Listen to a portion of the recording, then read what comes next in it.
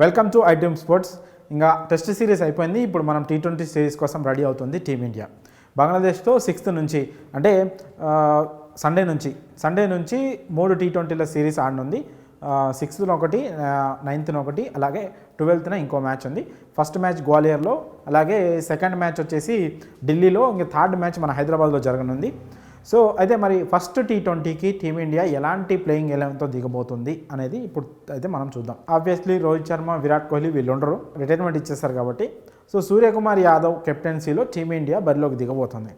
అయితే ఆల్రెడీ ఈ సిరీస్ కోసం BCCI సెలెక్టర్లు టీంని 15 మంది స్క్వాడ్ని ప్రకటించారు. ఈ 15 మంది స్క్వాడ్లో కెప్టెన్ సూర్యకుమార్ యాదవ్తో పాటు అభిషేక్ శర్మ, అలాగే సంజు శాంసన్, రింకు సింగ్, హార్దిక్ పాండ్యా, రియాన్ పరాగ్, నితీష్ కుమార్ రెడ్డి, శివం దూబే, వాషింగ్టన్ సుందర్, రవి బిష్ణోయ్, అలాగే రవి బిష్ణోయ్తో పాటు ఇంకా వరుణ్ చక్రవర్తి, జితేష్ శర్మ, అలాగే హర్షదీప్ సింగ్, హర్షిత్ రాణా, అలాగే మయాంక్ యాదవ్, వీళ్ళు ఈ 15 మందితో కూడిన స్క్వాడ్ని ప్రకటించారు. అయితే మరి ఈ 15 మంది నుంచి టీమిండియా కెప్టెన్ సూర్యకుమార్ యాదవ్ కానీ, అలాగే కోచ్ గౌతమ్ గంభీర్ కానీ ఎలాంటి ప్లేయింగ్ 11ని తీసుకుంటారనేది పెద్ద టాస్క్గా మారింది. ఎందుకంటే బంగ్లాదేశ్ ఆల్రెడీ మనకి ఫస్ట్ టెస్ట్లో మంచి టఫ్ కాంపిటీషన్ ఇచ్చింది, కానీ సెకండ్ టెస్ట్లో మన వాళ్ళు కొట్టేశారు. అది వేరే విషయం. టెస్ట్ పక్కన పెట్టేస్తే ఇంకా T20లో కూడా బంగ్లాదేశ్లో అంత మరీ తక్కువ అంచనా వేయడానికి కూడా వెళ్ళలేదు. అంటే మనకి neck to neck tough fight ఇస్తుందా అంటే అది అంత సీన్ కూడా ఉండదు బంగ్లాదేశ్కి. బట్ కానీ తక్కువ అంచనా వేయకపోవడం అనేది మంచిది. తక్కువ అంచనా వేయకూడదు. చిన్న పాముని కూడా పెద్ద కర్రతో కొట్టాలనే కాన్సెప్ట్తోనే ఇక్కడ సూర్యకుమార్ యాదవ్ కూడా ఒక బెస్ట్ ప్లేయింగ్ 11తోనే బరిలోకి దిగే అవకాశం ఉంది. ఎలాగో ఆబ్వియస్లీ సూర్యకుమార్ యాదవ్ కెప్టెన్గా టీంలో ఉంటాడు.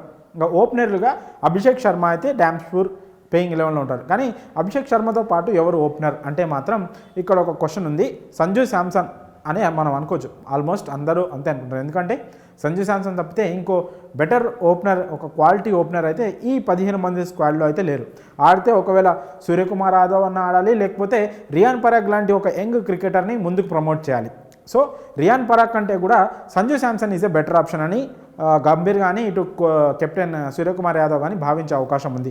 సో మోస్ట్లీ అభిషేక్ శర్మ ఇంకా సంజు శాంసన్ ఓపెనర్లుగా దిగొచ్చు. వీరితో పాటు ఇక సూర్యకుమార్ యాదవ్ లాగా టీంలో ఉంటారు, రియాన్ పరాగ్, హార్దిక్ పాండ్యా టీంలో ఉంటారు. అయితే ఆల్రౌండర్ల విషయానికి వచ్చేసరికి ఇక్కడ మనకి శివం దూబే ఉన్నాడు, నితీష్ కుమార్ రెడ్డి ఉన్నాడు తెలుగు కుర్రోడు, అలాగే వాషింగ్టన్ సుందర్ ఉన్నాడు. అయితే స్పిన్నర్లు ఇప్పుడు రవి బిష్ణోయ్ని కనుక టీంలోకి ప్లేయింగ్ 11లోకి తీసుకుంటే ఒక్క క్వాలిటీ స్పిన్నర్ ఉంటాడు. కానీ పేస్ బౌలింగ్లో మనకి చాలా ఆప్షన్స్ ఉన్నాయి.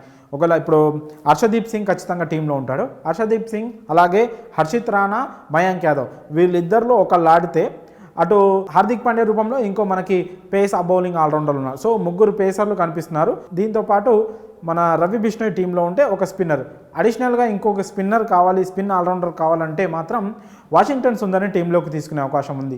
లేదంటే మాత్రం ఎక్కువ శాతం అయితే శివం దూబే ప్లేయింగ్ 11లో ఉంటాడు. వీళ్ళిద్దరూ కాకుంటే మాత్రమే మన తెలుగు కుర్రాడు నితీష్ కుమార్ రెడ్డికి ప్లేయింగ్ 11లో ఛాన్స్ ఉంది. ఒకసారి ఈ ప్లేయింగ్ 11 కనుక మనం చూసుకున్నట్లయితే సూర్యకుమార్ యాదవ్, అలాగే అభిషేక్ శర్మ, సంజు శాంసన్, రియాన్ పరాగ్, రింకు సింగ్, హార్దిక్ పాండ్యా, శివం దూబే, రవి బిష్ణోయ్, హర్షదీప్ సింగ్, ఇంకా హర్షిత్ రాణా లేదా మయాంక్ యాదవ్ వీళ్ళిద్దరిలో ఒకళ్ళు ఉండే అవకాశం ఉంది. సో ఆదివారం జరగబోయే ఫస్ట్ T20 మ్యాచ్లో ఈ ప్లేయింగ్ 11తో టీమిండియా బరిలోకి దిగే అవకాశం ఉంది. మరి ఈ ప్లేయింగ్ 11పై మీ అభిప్రాయాలను కామెంట్స్ రూపంలో తెలియజేయండి.